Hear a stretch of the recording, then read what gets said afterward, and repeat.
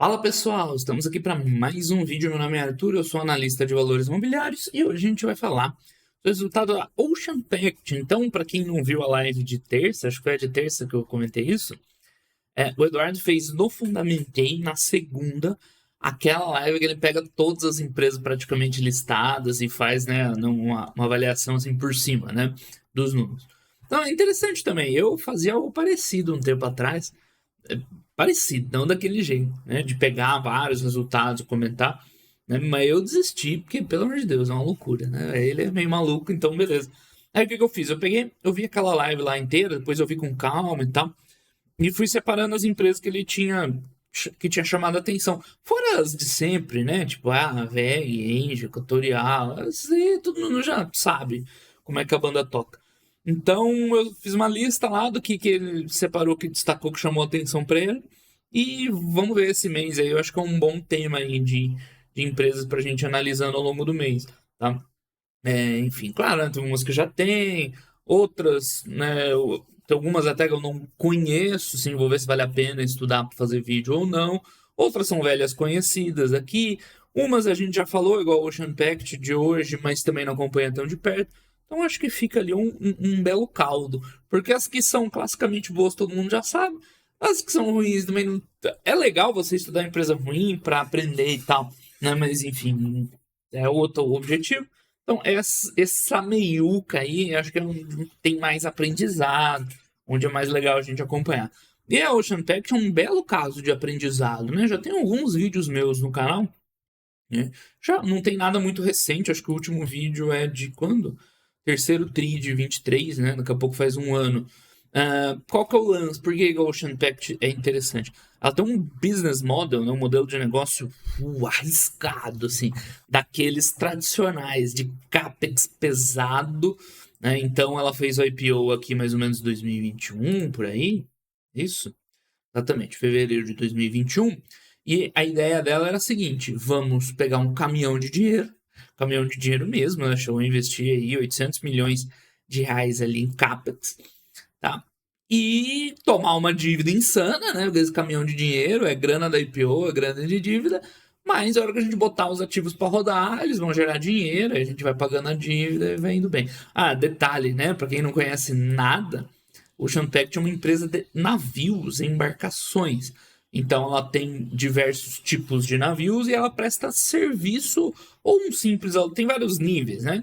Desde um simples contrato de aluguel, né? Então, tá, tem um navio X, aluga aí por um tempo, ou alguns que vem embutido um serviço, né? Um navio para, sei lá, os ROVs lá, ou os do meio ambiente, para fazer sondagem e tal, vem junto, né, essa prestação de serviço. Então, que tipos de navio que ela aluga? Geralmente esse para serviço, né?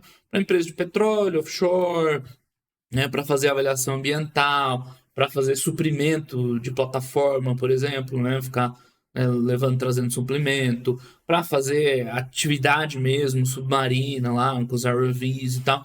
Então, você tem ali uma empresa que tem necessidade de fazer algum serviço ali no mar, você contrata a embarcação barra serviço deles, tá? Esse é o negócio.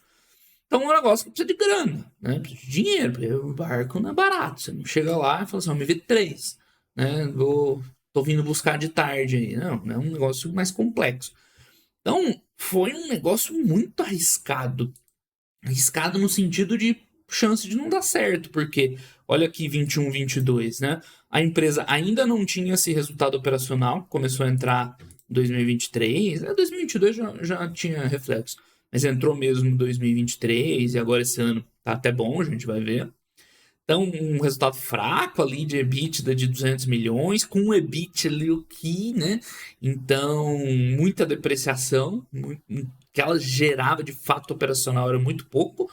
A dívida comendo, porque ela se endividou bastante para comprar todas essas embarcações e, né, ainda não estava tendo resultado. E aqui, ó, o nível de endividamento já nas alturas, geração de caixa nem se fala, comendo caixa. Então, o risco de investir no Ocean Pact ali em 2022 era muito grande. Tudo bem, tinha esse mundo que foi o que acabou acontecendo, exatamente da tese se concretizar. Beleza, me endividamos, estamos no limite, mas vai botando os navios para funcionar. É um ciclo longo, né? Você também não comprou o navio e já tá alugando já tarde para alguém. Não, é um processo longo. Tem retrofit das unidades. Você fala, ó, quero, né, 3 anos a unidade sua, mas precisa reformar ela e tal. Então o negócio demora para pegar no tranco, né? Só que pegou. Então, uma empresa hoje tá com um EBIT na casa dos 500 milhões, um EBIT ali nos 300, né?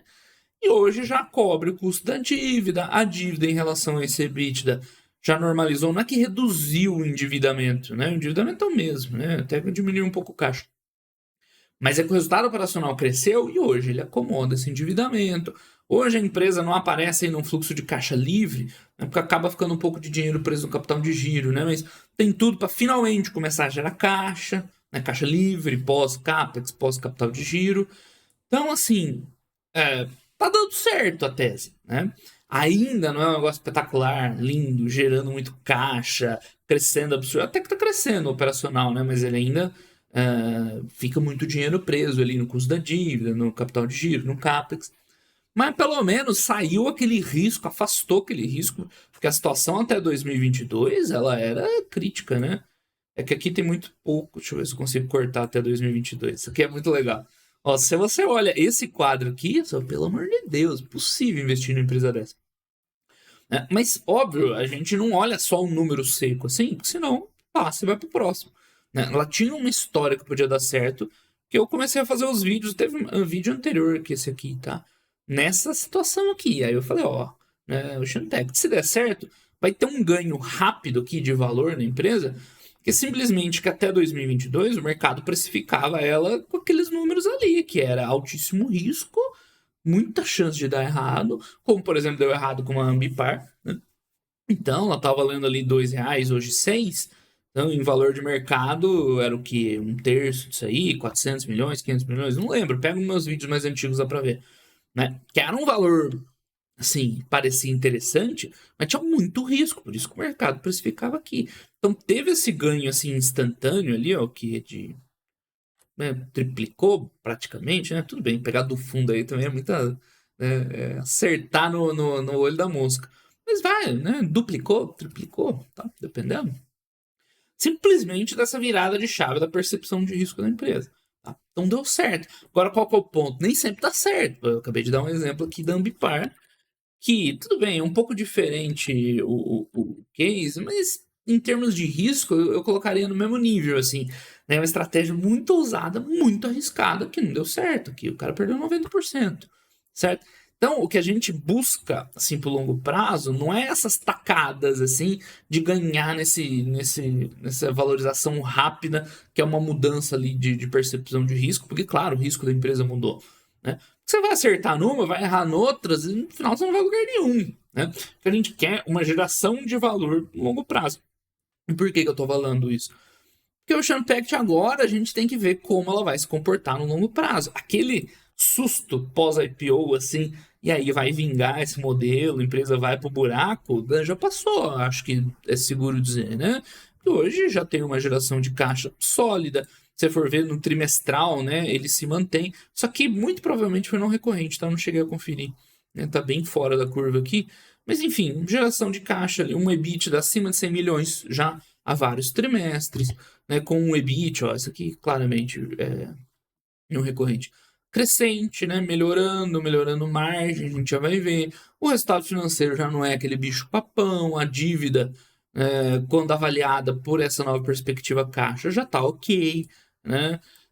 Geração de caixa ainda não entrou, mas tem tudo para essa evolução continuar entrando. Então aquele risco já foi. Só que a pergunta é, e por longo prazo, né? O Champact vai continuar esse crescimento e tal, gerando valor, porque esse é o ganho que a gente quer ter, né? Esse ganho consistente no longo prazo, que é aí que tá um ganho de verdade. Né? Porque aí, mesmo que você erre, fala, sei lá, comprei um Bev da vida lá quando eu comecei a investir em 2016 e passou quase 10 anos e ela não foi a lugar nenhum, né?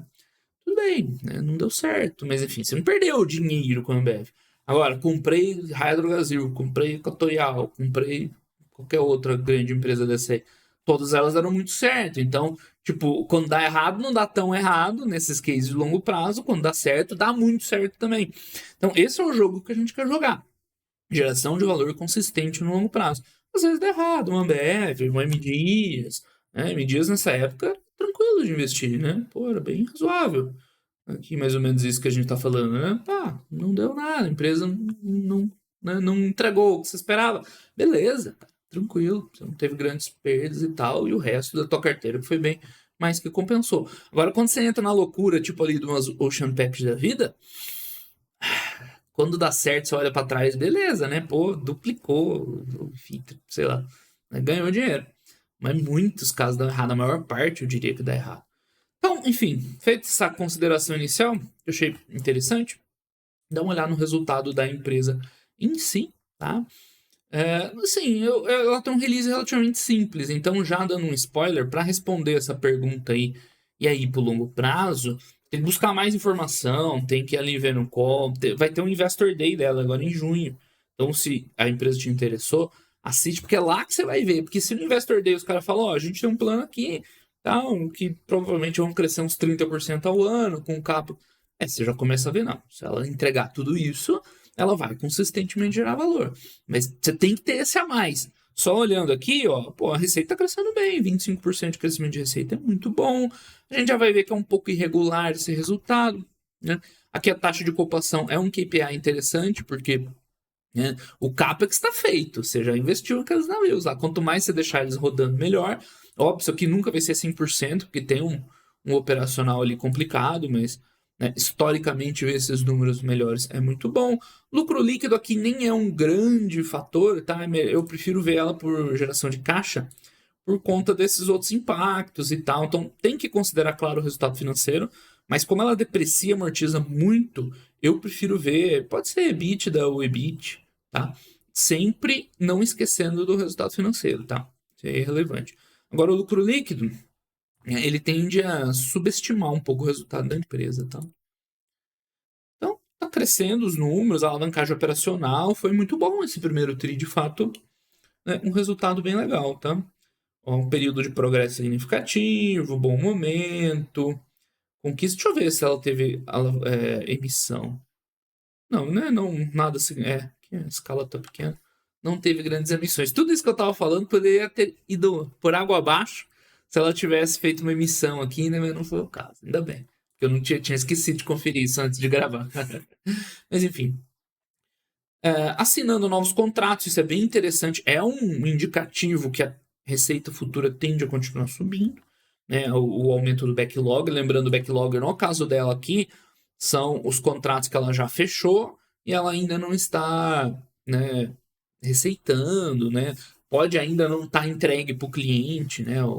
A embarcação, tá? Mas é proxy de geração de receita futura, né? Lembrando que backlog é usado com vários significados em vários contextos, dependendo da empresa. Novas licitações, novos contratos aqui, uma inspeção de amarras, esse tipo de coisa, assim. E tem vídeo meu que eu já detalhei melhor os tipos de navios que eles tinham, então dá uma olhada aí nos vídeos antigos. Hoje foco mais no resultado, né, e nesse case aí de investimento, tá? Afretamento, produtividade, resultados, a receita veio bem bom, com alavancagem operacional significativa de EBITDA, né, 40 e poucos por cento. Se ela entregasse isso aqui sempre, opa, já acendia vários alertas. Aqui não vai ser sempre que vai crescer. Alerta positivo, no caso, né? Não vai ser sempre que ela vai crescer 40%, mas já é bom, já, né? Bem bom. Que mais? Inovação, tal, lá. Melhoria operacional, projeto piloto de novos navios, manteremos visão positiva. Isso aqui é interessante, né? É isso que eu estou falando, que é o mais importante hoje para a empresa ver isso. Medida que avançamos nos próximos trimestres, visão positiva, o início no ciclo de alta demanda, contratos de serviço pode se tornar uma alternativa, e eu já vou mostrar para vocês porque que serviço é interessante. Vamos lá, encerro minha mensagem, o apoio. Então, assim, até agora, o Champact cumpriu o que ela prometeu, com emoção, mas entregou, né? Vamos ver daqui em diante.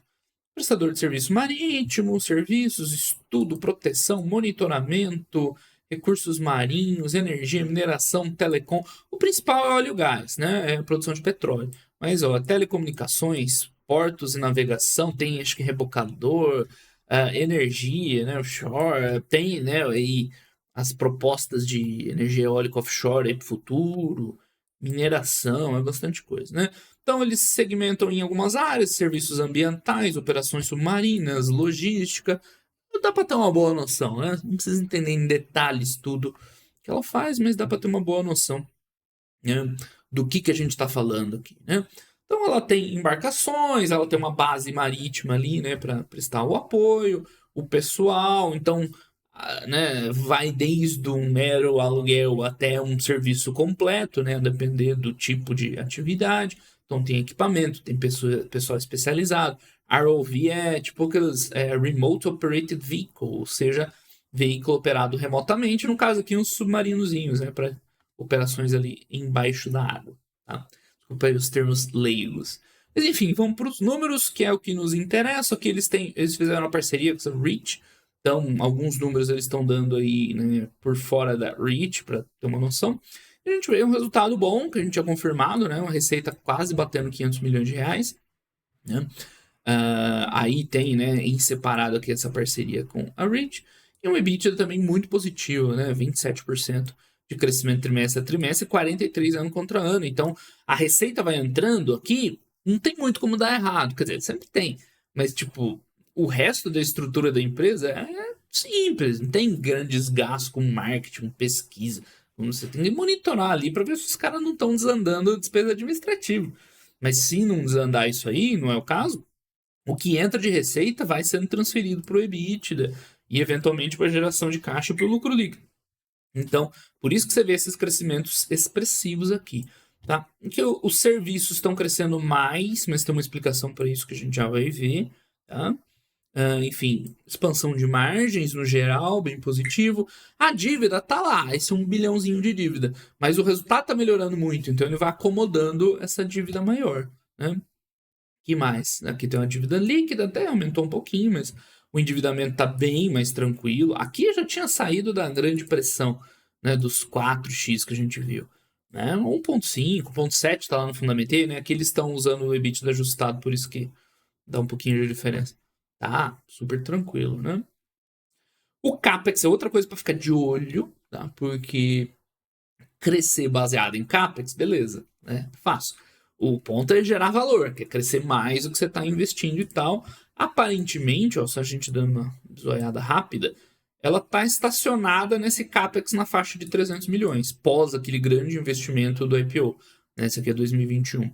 Então, só que é um balizador legal, né? Porque eventualmente esse FCO vai aumentar de 300 milhões, né? Quando superar essas barreiras de capital de giro, principalmente. E aí vai começar a sobrar dinheiro para o acionista mesmo, né? Então isso aqui é importante, não pode crescer com isso aqui aumentando. Porque aí não tem geração de valor, né? Que é o que aconteceu com a Ambipar, assim, né? Um dos problemas lá da Ambipar. Vamos lá, vem embarcações, aí tem, né, os cálculos de taxa de ocupação, tal, as receitas, os custos, lucro bruto. Então, a margem de embarcações, guarda essa informação aqui, né? A faixa de 20, 17%, pouco mais, pouco menos. Tá?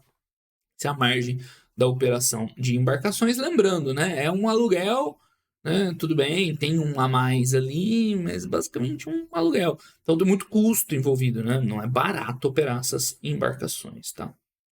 Tem lá o EBITDA, né? E beleza, você vê, deprecia muito, né? A margem EBITDA é maior que a margem bruta. Isso não é comum, né, quando você tem essas grandes depreciações aí. Então aqui tem uns detalhes, a frota, 28 navios, tem alguns lá entrando, que mais? Frota operacional média, né? Enfim, isso aqui qual que é a diferença? Esse é o que está operacional, né? Esse é o total de navios, então aquilo que eu falei, está sempre fazendo ali um retrofit, um trabalho para adequar para um contrato e tal. Então, essa é a diferença. Taxa de ocupação, né? Então isso aqui vai ficar flutuando ali em termos de um valor ótimo, né? Parece ser entre 80 e 90, né? Pelo que a gente está vendo aí dos últimos resultados, né? Beleza, beleza, beleza. Né? Então no quarto tri ele foi ótimo, tava com a ocupação 100% cheia. Mas claro, né, não vai ser sempre.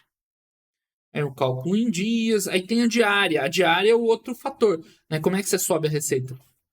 Tendo mais navios, né? Mantendo eles alugados e vezes a diária que você cobra. Então, esse aqui foi um ponto onde ela ganhou bastante nos últimos anos, né? De dar um reajuste aí e tal, né? Então, aqui não tem nada demais, 140 mil, um pouquinho acima do ano passado. Você vê que o ganho agora dela está sendo mais de botar os navios para rodar e tal, né? Não tá vindo tanto da diária. Lá no início, nessa virada de 21, 22, aqui teve um aumento expressivo do valor da diária, tá? Esse valor não vai vir mais, né? Esse aumento. Então, aqui de novo, receita de embarcações, receita líquida, margem EBITDA, eu já comentei, né? É maior que a bruta, tem muita depreciação. E de serviços, por que eu falei, né? Guarde essa informação de serviços, é interessante. Só de bater o olho aqui, ó, você vê a margem bruta já bem maior, né? Não teria comparação. Então, a rentabilidade de serviços ela é bem maior, tá? Então, é interessante que a empresa cresça aqui, né, até mais do que nas embarcações, né? Porque aí vai entrar, assim, mais EBITDA, mais lucro líquido, mais caixa no futuro. Então, aqui tem um ponto legal, assim, para a empresa ganhar valor. Teve um detalhe que eles mudaram a classificação aqui desses serviços de ROV, que era embarcação para serviços. Então, por isso que esse crescimento aqui tá tão expressivo, tá? Mas, enfim, partindo de mesmas bases, mesmo assim, você tem um incremento legal de margem, né, bem interessante, né? Você vê lá, o EBITDA dobrou, né, mas é porque teve um pouco essa reclassificação. Então, aqui tem a oportunidade da empresa gerar mais valor, né? Oferecer mais esses serviços que têm um valor agregado um pouco maior, né? E é meio que o que eles comentaram ali em cima, ali, né, nos comentários da gestão, tá? Então é isso, forte resultado no trimestre, novos contratos, produtividade e tudo mais, tá? Então, um resultado consolidado, que a gente já viu ali os destaques, né? Um crescimento, ganho de margem, bem legal. Essa parceria com a Reach também interessante, entrando. Tá explicado aqui no release, depois vocês veem para o vídeo não ficar tão longo, tá? Despesas administrativas controladas, aquilo que eu falei, né? Tá, tudo bem, crescendo 30%, mas é porque, né, a receita tá crescendo bastante também. O EBITDA a gente viu cresceu mais. É normal, a empresa tá aumentando, né, a sua operação, então normal crescer bastante aqui, né? Com os custos totais, né, tá até um resultado mais de boa, né? Tá tendo uma diluição de despesas, tá? Então, isso aqui é bem interessante para o futuro. Né? Eles estão fechando bastante contrato novo, backlog aumentando, que é um indicativo de crescimento de receita. Né? Então, isso é bem animador. Tá? Aqui a gente pode acompanhar, né, né, de onde vem esse crescimento, por embarcações e diária e tudo mais. São prazos legais, tá? De 2 a 4 anos, aí, mais ou menos. Dá uma boa resiliência, né? Bem interessante. Ó, o layup que a gente viu lá é desativado temporariamente. Eu ia chutar errado. Quando eu vi o layup, eu não lembrava exatamente o termo. Eu ia falar que é que estava tipo, né, em preparação para um novo contrato, mas aparentemente é que tá desativado. Não deixa de ser, né? Tá desativado, mas enfim, vão botar para rodar depois. Ó, tem dólar a 5 para as premissas, né? É uma empresa meio dolarizada, esses contratos quase tudo é dolarizado, tá? Então isso é importante também saber. Resultado financeiro, que lá atrás era o maior risco de disparado da empresa, né? Dívida e resultado financeiro, hoje está administrado, né? Tem boa parte da dívida em dólar, então tem variação cambial no meio, que atrapalha um pouco né, a visualização, mas é isso, ainda pesa, tá? O resultado financeiro ainda é um fator, se fosse menor, né, ia estar sobrando bem mais dinheiro e tal, mas já não está assim, né, estrangulando a empresa. Né? Então ela consegue administrar isso aqui. Seria ótimo, né, que a gente tivesse um cenário de taxa de juros menores, ajudaria bastante a empresa, mas já não é mais condição assim fundamental. Por exemplo, uma Bipar da vida lá, assim, diminuir o custo da dívida, esses caras vão fazer o quê? Aqui já não é isso. Tudo bem, ajudar bastante, mas a empresa consegue se virar mesmo nesse cenário atual. Tá? Então já está tendo um lucrito ali, nada espetacular, mas um lucro, né, razoável. A empresa faz hedge, né, com câmbio. Que mais? A gente não tinha visto o resultado financeiro no endividamento, né? Então, o endividamento tá ali uma vez e meia, né? Aqui tá o valor que bate lá que eu fundamentei, né? Eles fazem os ajustes, tiram o arrendamento, provavelmente, né? Que dá aquela diferença. 1,5 tá tranquilo, 1,7 que seja, tá relativamente tranquilo. Tá? Fluxo de caixa é o que falta para eles, é o que ainda não ficou positivo. Por quê? A empresa tem uma necessidade grande de capital de giro. Então, conforme ela cresce, bota novos navios para rodar, né, esse capital de giro é a estrutura ali, ó, das embarcações. Então, tem consumíveis, tem toda a estrutura em volta das embarcações. Ela vai crescendo também, tá, à medida que a empresa evolui. Por isso que a gente vê o FCO subindo menos que o EBITDA. Em algum momento, isso tende a dar uma equilibrada, tá? Então, essa geração de caixa excedente hoje está reforçando o capital de giro. Né? Em algum momento, isso acomoda e começa a sobrar caixa. Não é ainda. Né? Porque contando CAPEX e contando, né, esse crescimento do capital de giro, o caixa fica estável. Mas custo da dívida, né? Fica mais ou menos estável, né? Ela tá, é isso que a gente vê aqui, né? Uma geração de caixa mais ou menos no zero, tá? Então isso é o que falta para ter essa geração de valor para o acionista, né? E claro, por longo prazo isso aí é crescente ao longo do tempo, né? Mas dá a impressão que ela tá no caminho para conseguir, né? Segue crescendo, a gente viu o backlog crescendo, receita crescendo, o resultado melhorando um pouco, né? Vai acomodar esse capital de giro, né? O CAPEX parece que estabilizou naqueles 300 milhões, aos poucos começar a liberar valor para os acionistas. Então, olho nisso aqui, tá? Esse CAPEX não pode aumentar muito, tá? Tudo bem, pode aumentar muito a receita, aumentar mais ainda. Mas nessas bases, com esse CAPEX, crescer até ok, tá? Mas ir crescendo devagar, com a receita crescendo mais, né? E, consequentemente, EBITDA e tal. Aí vem geração de valor, parece que tá mais ou menos nessa linha. É legal de ver isso aqui, né? Que ela tem muito CAPEX de manutenção, tá? Então não é investimento em coisas novas para ela crescer. Então, eventualmente, para dar um salto. Esse que é o ponto que eu acho que é a grande dúvida sobre o futuro assim, do Ocean Pact. Né? E aí, ela vai crescer muito aqui para frente? De onde vem esse crescimento? Vai precisar aumentar muito esse CAPEX? Só desse jeito aqui, subindo diário, aumentando taxa de utilização, a empresa consegue segurar esse crescimento? Aqui que está o segredo da coisa, tá? Por enquanto é um CAPEX alto de manutenção. Então, também não dá para fazer um EV/EBITDA seco. Você pegar 1,3 de valor de mercado, 1 bi de dívida, 2 bi e pouquinho, 500 milhões de EBITDA, vai dar 4 vezes EV/EBITDA, a empresa está barata. Não. Aí você está sendo muito otimista também, você está errando para outro lado, porque a empresa tem um CAPEX recorrente, que isso aqui é basicamente manutenção, como a gente está vendo, 80% de manutenção, que, cara, é esse EBITDA indo pelo ralo. Então você tem que começar a ver uma geração de caixa operacional que a gente nem vê direito ainda, né? Porque o FCO ainda não acompanhou. Então você vê que não é uma análise simples do Ocean Pact. Então, gerando caixa mesmo para acionista ainda não tá, né? Ela precisa, né, para você considerar isso aqui em longo prazo legal, né? Precisa suplantar essa barreira desse CAPEX de manutenção aí que é muito alto, né, na faixa dos 300 milhões aí anual, né, um pouco menos talvez, para sobrar dinheiro para acionista propriamente dito, né? Enfim, acho que era isso, né? Entrou os anexos e tal.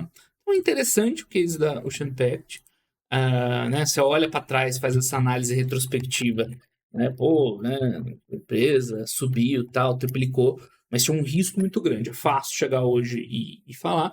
Mas, assim, dá para você acompanhar ela daqui em diante. E aí, né? Se ela continuar crescendo, tal, alavancagem operacional, começar a sobrar caixa ali, pode ser um case legal de longo prazo, né? Ainda está no caminho. Eu não diria que é uma aposta, assim, né? Muito baseada em evidências. Mas, enfim, é um caminho viável, possível. Né? Mas tem que tomar cuidado com essas armadilhas aí de valor, achar que tá muito barato e tal, porque não é bem assim que funciona, né? Então, a empresa teve um início de ano muito positivo, a receita segue crescendo com ganhos de margem, né, no geral. todas, acho que as margens melhoraram e tal, né? O resultado operacional da empresa já é suficiente para entregar rentabilidade, então a gente já está vendo um lucrinho ali, né, persistente.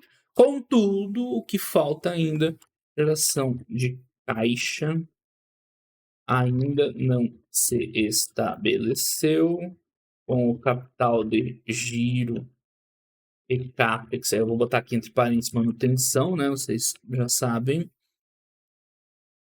consumindo todo o operacional, né? Esse é o grande ponto dela, é o que falta para você começar assim, a olhar para ela com olhos melhores, né? Endividamento já não preocupa muito, sendo bem administrado pelo operacional crescente. Então, a Ocean Pact tinha um modelo de negócios arriscado, mas que conseguiu, enfim, executar com sucesso, né? Esse passo inicial deu certo, né? Daqui em diante, os desafios da empresa são gerar um caixa líquido para o acionista de maneira consistente e continuar crescendo ganhando rentabilidade, né? Seria ótimo. Rentabilidade sem comprometer a estrutura de capital. Caso ela consiga, né? Esse resultado pode entrar no rol das empresas interessantes para investimento de longo prazo. Por que eu estou dizendo pode, né? Porque ela não chegou lá ainda. Quanto não gerar caixa, difícil, né? Você fazer uma avaliação legal da empresa. Tá no caminho, mas não tá lá ainda, né? Mas, de qualquer forma, interessante esse case do Ocean Pact. Já dá para botar uma 4 estrelinhas nela, não? Pelo que ela entregou até agora e tal. Eu ainda acho, pessoalmente, né, que, tipo, você quer mais evidências, mais coisas concretas, que ela pode ser essa geradora de valor no longo prazo, igual a gente comentou. De fato, ela tá no caminho. Então, você gostou? Acompanha lá, vê o call. Essa aqui, por acaso, eu não vi o call. Eu tô tentando ver o call de resultados de todas as empresas nesse trimestre, né, que eu tô fazendo o vídeo. Essa, enfim, tá, olhei e tal, achei interessante, acabei nem lembrando de ver o call. Mas veja o call, veja esse Investor Day, vê se você tem ali, né, elementos suficientes que para corroborar isso que eu escrevi ali, que a empresa vai continuar crescendo em taxas aceleradas, que esse CAPEX vai ficar ali, que eventualmente vai entrar a geração de caixa livre, que eventualmente vai gerar valor para o acionista. Né? Aí pode ser um case de investimento. Eu acho que ainda não tem, eu ainda não vi essas evidências, mas, né, não é impossível, já que a primeira etapa, que é aquele, né, primeiro choque lá, de vida até o talo, compra um monte de embarcação e vamos botar para rodar, esse deu certo. Agora o outro dá certo é outra conversa. Beleza, pessoal? Então esse foi o vídeo da Ocean Pact, bem interessante, né? Estudar esses cases, ver o que aconteceu e tal, né? E acho que é bastante aprendizado pra gente. Então era isso aí, um grande abraço para todo mundo e até os próximos vídeos. Valeu!